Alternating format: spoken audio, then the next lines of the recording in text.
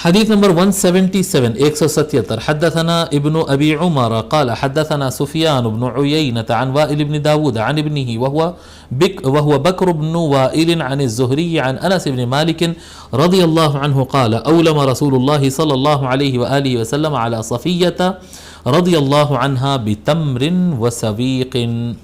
ٹھیک ہے. حضرت انس رضی اللہ تعالیٰ عنہ روایت فرماتے ہیں، کہتے ہیں کہ رسول اکرم صلی اللہ علیہ وآلہ وسلم نے جب صفیہ سے شادی کی، ام المؤمنین صفیہ رضی اللہ عنہا سے جب شادی کی، تو حضور صلی اللہ علیہ وآلہ وسلم تمر یعنی کھجور اور سویق سے ولیمہ کیے. سویق کیا ہے؟ پہلے ام المؤمنین صفیہ کے بارے میں لکھ لیجئے، پھر میں بتاتا ہوں. صفیہ، ام المؤمنین صفیہ بنت حیی، صفیہ بنت حیی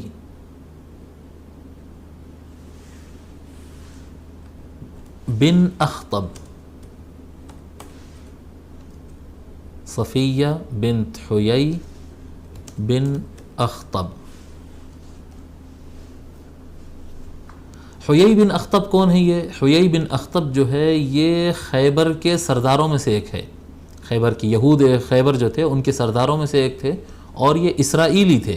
اسرائیلی یعنی یہودی تھے، یہ یہودی تھے، اسرائیلی تھے. اور ان کی خصوصیت یہ تھی کہ یہ حضرت ہارون علیہ السلام کی اولاد میں سے تھے. موسیٰ علیہ السلام کے بھائی تھے نا، ہارون بن عمران. تو ہارون بن عمران ہارون علیہ السلام کی نسل سے تھے. یہ ہارون علیہ السلام کی نسل تھے. موسیٰ علیہ السلام اور ہارون علیہ السلام دونوں کا ایک ساتھ ذکر ہے قرآن کریم میں. تو جنگ خیبر کے بعد حضور صلی اللہ علیہ وآلہ وسلم ام المؤمنین صفیہ رضی اللہ تعالی عنہا سے شادی کیے. یہ 7 ہجری کا واقعہ ہے، صلح حدیبیہ کے بعد. تو بڑی فضیلت والی خاتون صفیہ رضی اللہ تعالی عنہا، بڑی فضیلت والی خاتون، اونچی خاتون. اور ٹھیک ہے.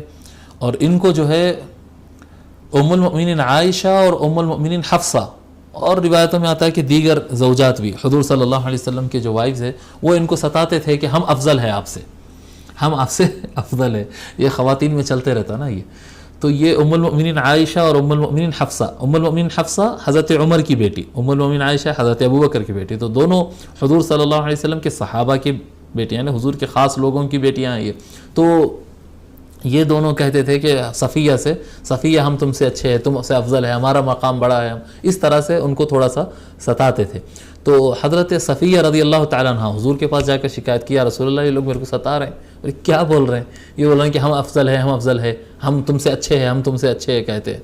تو حضور صلی اللہ علیہ وسلم فرمائے الا قلتی، جی حضور ان کو بات کرنا سکھائے. بولے صفیہ آپ کیوں خاموش بیٹھتے ہیں؟ آپ بھی بولو، آپ بھی بولو. کیا بولنا؟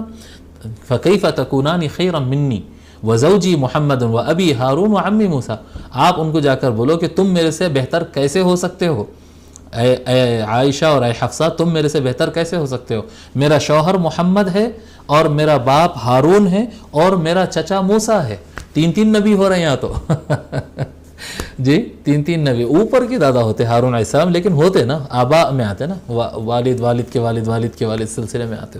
تو آپ کے شوہر محمد ہے اور آپ بول رہے ہیں کہ ہم افضل ہے اور ہم اور بہتر ہے. میرے تو شوہر محمد ہے اور میرا باپ بھی نبی ہے اور میرا چچا بھی، میرے باپ کا بھائی چچا بھی نبی ہے. تو محمد ہے، ہارون ہے اور موسیٰ ہے. تم میرے سے بہتر کیسے ہو سکتے ہو؟ حالانکہ ام المؤمنین عائشہ رضی اللہ عنہا افضل ہے، اس میں کیا کلام ہے. لیکن حضور صلی اللہ علیہ وآلہ وسلم یہاں پر یعنی ڈیفینس کرنا اور گفتگو کرنا آقا صلی اللہ علیہ وآلہ وسلم سکھائے یہاں پر. اور آپ کا انتقال 50 ہجری کو ہوا. حضرت صفیہ بنت حیی رضی اللہ عنہا کا انتقال 50 ہجری کو ہوا. ٹھیک ہے. اللہ اللہ. تو فرماتے ہیں انس رضی اللہ تعالی عنہ کہ رسول اکرم صلی اللہ علیہ وآلہ وسلم جب ام المؤمنین صفیہ سے شادی کیے، ان سے نکاح کیے، تو نکاح کرنے کے بعد جب ولیمہ فرمائے حضور صلی اللہ علیہ وآلہ وسلم، تو تمر یعنی کھجور اور سویق ایک کیا کہتے ہیں، کھجور اور گھی اور سوکھا ہوا دودھ، یہ تینوں چیزیں ملا کر ایک مٹھا پکایا جاتا تھا. جی کھجور، گھی اور سکھا ہوا دودھ، یہ تینوں چیز ملا کر ایک میٹھا پکایا جاتا. پتہ نہیں اس کا طریقہ کیسا ہوتا، اس طرح سے پکاتے تھے کہ وہ تھوڑا سا پتلا ہوتا تھا، یعنی ایسا چمچے سے پیے ویسا بن جاتا. گاڑھا ہوتا تھا، یقیناً بہت گاڑھا ہوتا تھا، لیکن پینے والی چیز جس طرح سے بنتی تھی. تو حضور صلی اللہ علیہ وآلہ وسلم وہ سویق میٹھا اور کھجور سے ام المؤمنین صفیہ رضی اللہ عنہا کا ولیمہ فرمائیں.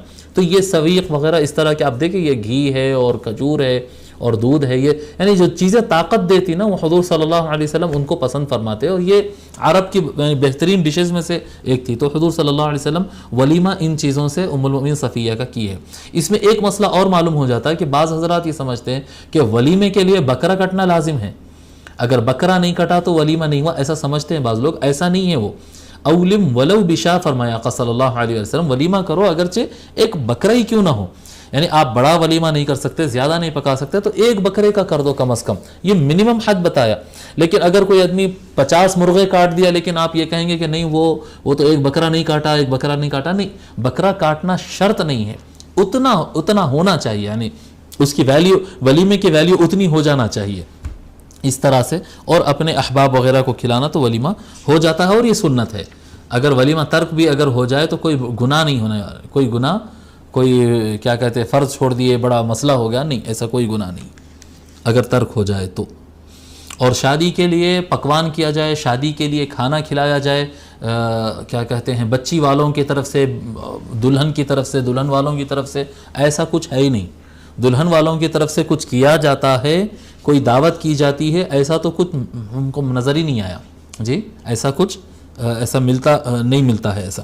یعنی ان کے اوپر تو دعوت ہی نہیں ہے، صرف دولہے کے اوپر اس کی ذمہ داری آتی ہے کہ وہ ایک دعوت کھانے کی، کیا کہتے ہیں، شادی کی خوشی میں کر لے.